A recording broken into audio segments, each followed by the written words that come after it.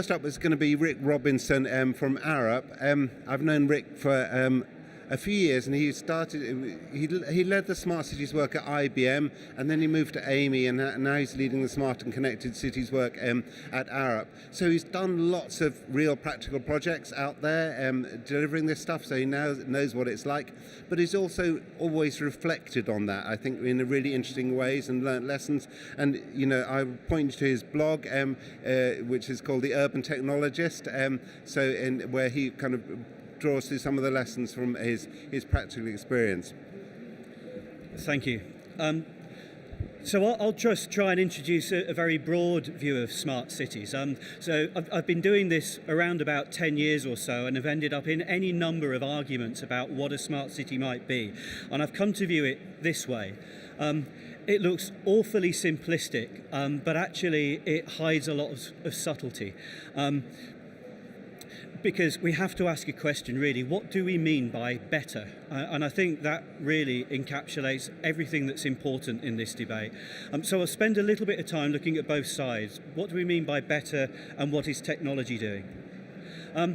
So I think there's quite a lot of evidence that we need to do some things better at the moment. My son's primary school was on the front page of The Guardian a couple of days ago after a Labour MP tweeted about the shame of it cutting back to a 4.5-day week because it can no longer afford to stay open all week.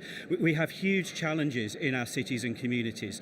Here in London, the difference in life expectancy between the poorest and richest areas is about 21 years. That's a shocking difference in the opportunity people have to live.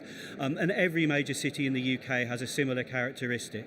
We've got huge economic challenges coming with Brexit, public finances under threat. So to me, it's really clear we need to think about how we do things better. And in the global environmental context as well, between now and 2050, about 2 billion more people will adopt a meat-rich diet. That diet takes 100 times more water to create per calorie than their current diets, and we will run out of fresh water if we don't change the way we do things. So wherever you look at it, we're going to need change. So why then do we associate this with cities? For the past 10 years or so, at least, there's been huge focus on cities as people have stopped moving out to the suburbs and the countryside, started moving back into urban centres. That's where business has been relocating out of science parks. Why is this the case? They clearly create the highest concentrations, both of opportunity and challenge. But is that necessarily the case? There's some famous work being actually addressed in a number of different ways. One of them, a physicist called Geoffrey West, who discovered this power law that says larger cities create more economic value per capita than smaller cities.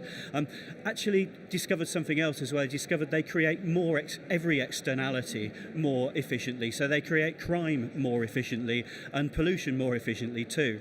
But actually, there's one country in the world where that doesn't hold true, this one. The UK is too dense for cities to have such separated economies as they do in most of the rest of the world. And this was Lord Jim O'Neill's thinking behind the Northern Powerhouse. Actually, our cities are close enough together that they can collectively punch at greater weight. So that gives us a different way of thinking about things, perhaps. Let's switch now to focus on the technology. This is a video I use often. It's actually about 4 years old. It's check-ins on Foursquare. Foursquare really kind of had the business idea nicked by Facebook. But what I love about this video is it shows in New York and Tokyo not just where people are and when they're moving, but why they're moving. I'm leaving home to take the dog for a walk. I'm stopping in at the cafe to get a coffee. I'm nipping out to have lunch with a client. I'm going to the shop on the way back home. We have never before had this ability to see insight into how people use places. And those insights are starting to have a terrific impact. So I put this chart together actually after seeing the chief economist of a global financial institution talk about how physical infrastructure in cities creates economic value. You have transport so people can come and meet in buildings, have interactions and transact. Those transactions create value. That value creates an economy and an incentive to invest. I thought, that's fascinating. but you haven't mentioned the internet. So I looked back at the history of the most valuable companies in the world over the past 20 years, and you see that for most of that time, just 2 or 3 of them are technology companies, and they're companies that sell products to people. At the end of 2017, all of a sudden, 7 of them were technology companies, at least 4 of which monetized transactions in online networks. The basis of the economy, the way it's organized, is changing, and it's changing incredibly quickly. So we should ask ourselves, what are the impacts of that? But also, how does that change our thinking about cities?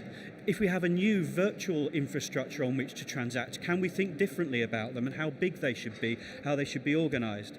Particularly important because, as Peter has already said, left to the market, we'll get what consumers want to buy. We won't necessarily get what's good for us individually or collectively.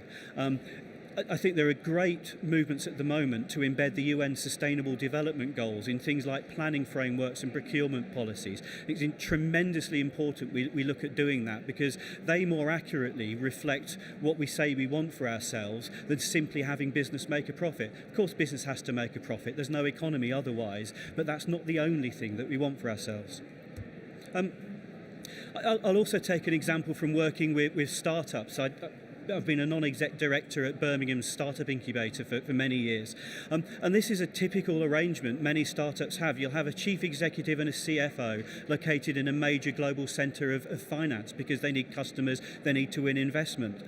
You've probably got a VP for sales who's not really based anywhere, just spends their time travelling to clients.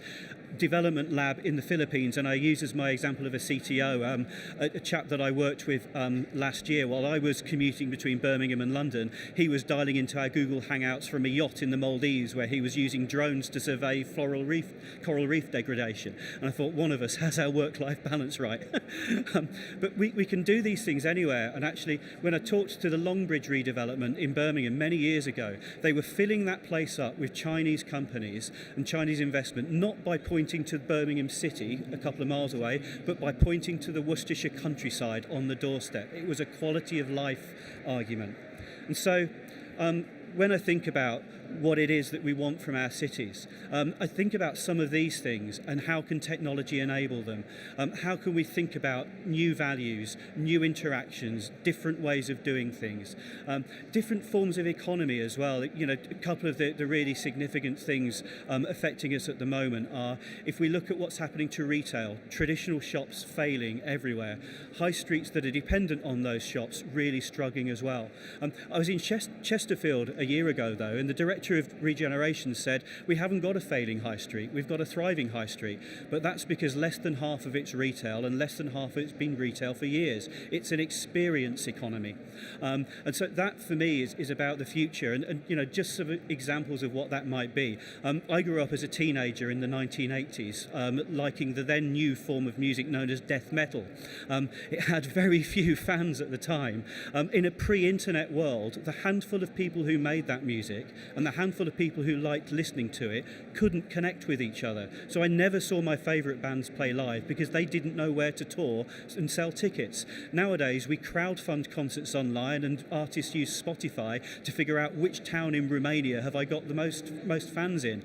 We can do things in fundamentally different ways. One of the things I'm really excited about at the moment is we're working on these ideas in a new set of garden villages in round about Harlow, trying to think about what sort of economy will these places have, what sort of skills will the people living here need to have, and how can we start to build the infrastructure and the support services and the enablement that will make this a successful place in its own right and not just become a dormitory for the London economy.